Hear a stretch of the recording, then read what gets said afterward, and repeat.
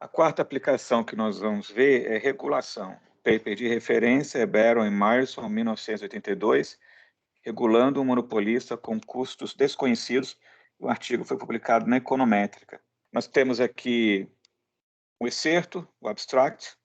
Consideramos o problema de como regular uma firma monopolista cujos custos são desconhecidos para o regulador. O objetivo do regulador é maximizar uma função linear do bem-estar social, que é a soma do excedente dos consumidores e do lucro da firma. O bem-estar social esperado é maximizado, sujeito às restrições de participação, ou seja, a firma não faz lucro negativo, e as restrições de incentivo, ou seja, a firma não tem incentivos para falsear os seus custos. O órgão regulador, então, maximiza essa função de bem-estar social. Está na tela. Essa função de bem-estar social tem duas componentes. A primeira delas é o excedente do consumidor. Portanto, o que está acontecendo aqui? O produtor, que é o monopolista, ele tem um custo de produção linear e vai vender essa quantidade ao preço T. O consumidor vai pagar esse preço T, mas possui um benefício sobre o consumo. Notem que essa soma dos excedentes do consumidor e do monopolista, como não tem custo fixo, o lucro é igual ao excedente do produtor, ela tem uma peculiaridade. A parcela referente ao lucro do monopolista é multiplicada por um peso alfa. Esse alfa que está dado é um peso entre 0 e 1, é o parâmetro de regulação. Então, quando o alfa está entre 0 e 1, isso significa que, na função de bem-estar social, o consumidor tem um peso maior do que aquele atribuído ao monopolista. Então, toda a história do modelo é descobrir quais são as regras de preço e o contrato ótimo de acordo com o peso atribuído ao monopolista pelo órgão regulador no que concerne ao bem-estar social. O monopolista possui informação privada sobre o seu custo de produção. Então, o órgão regulador enxerga o parâmetro de custo marginal como uma variável aleatória. O custo marginal pode ser baixo, com probabilidade ni, ou pode ser alto, com probabilidade de 1 menos ni. Considerando, então, a função de bem-estar social do órgão regulador, sem levar em conta o estado da natureza, ou seja, o tipo do agente, dado um tipo θ qualquer, a função de bem-estar social é essa que está aqui, como a gente viu. Essa é a definição original. Mas a gente vai substituir as transferências pelas rendas informacionais. Então, no lugar da transferência, a gente vai colocar renda informacional mais o custo de produção. Por isso que no lugar da transferência, a gente substituiu renda informacional mais custos de produção. E aqui nós temos a transferência menos o custo, que por definição já é a própria renda informacional, que a gente colocou aqui. Logo, a gente pode reescrever a função de bem-estar social da seguinte maneira. O órgão regulador está olhando para o mercado, esse mercado tem um monopolista e tem os consumidores, porém, temos um aspecto de second best, que é uma renda informacional. Só que essa renda informacional vem ponderada por um coeficiente, 1 menos alfa. Agora, a gente sabe que o órgão regulador, na verdade, enfrenta uma variável aleatória, então ele tem que tomar uma função de bem-estar social no sentido formal Morgenstern. Se o estado da natureza for o custo marginal baixo, o que acontece com probabilidade ni, seu payoff é isso que está aqui. Com probabilidade 1 menos ni, a firma monopolista tem um custo marginal alto, cujo caso a função de bem-estar social é essa que está aí. Fazendo as contas, o que a gente encontra?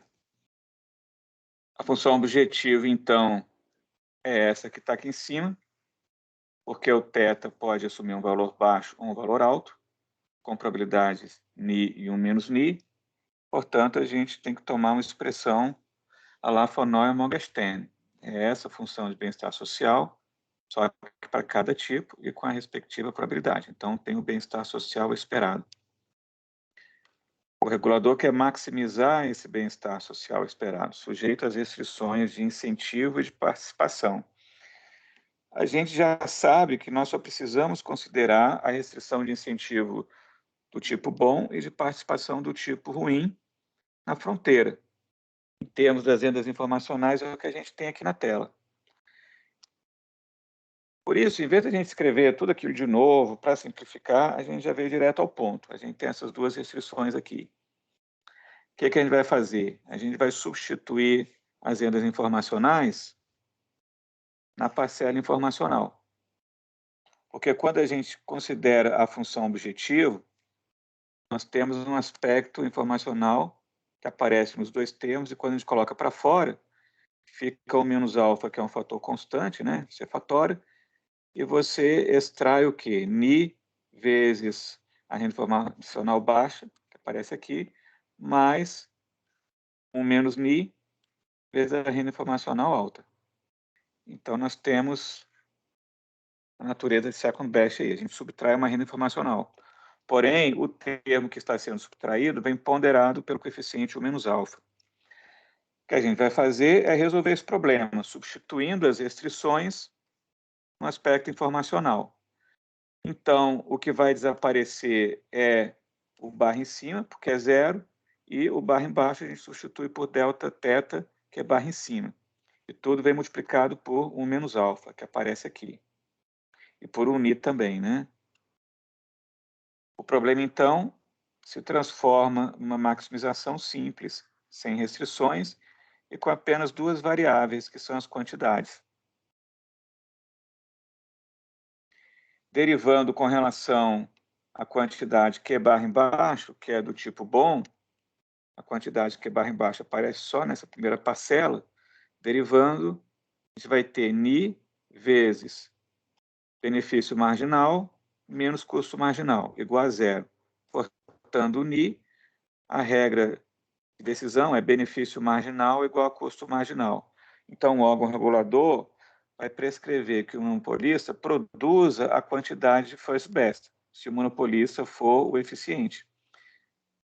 Derivando com relação à quantidade Q barra em cima, que é a que vai ser desenhada para o tipo ineficiente, e observando que ela aparece no aspecto alocativo, mas tem também nesse aspecto informacional, a gente vai ter uma distorção, claramente. Quando a gente deriva, a gente vai encontrar um menos Ni, benefício marginal menos custo marginal, menos 1 menos alfa vezes Ni vezes delta teta.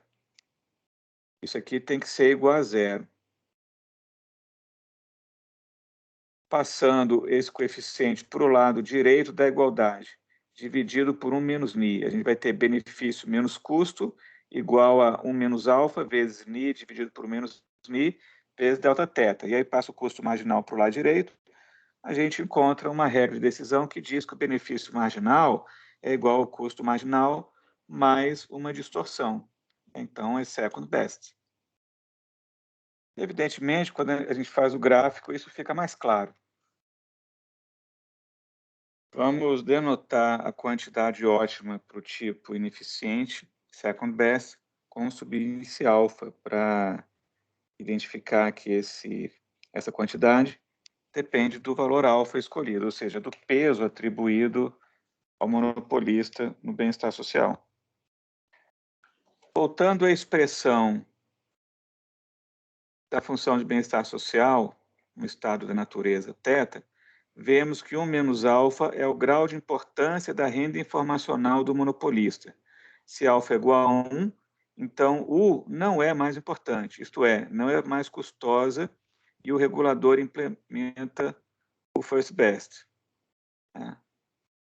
Então, é como se fosse o seguinte, alfa igual a 1, você faz com que a renda informacional do monopolista, na função de bem-estar social, não tenha nenhuma importância. Alfa igual a 1 significa que esse termo aqui desaparece. Então, o órgão regulador só está preocupado com o bem-estar do consumidor. Óbvio que, nesse caso, ele vai determinar que a quantidade produzida satisfaça a condição benefício marginal igual a custo marginal. Quanto maior for o alfa, menor que 1, menos o regulador está preocupado com a distribuição de renda na sociedade. E com isso a gente termina essa aplicação à regulação do problema principal agente com seleção diversa de dois tipos.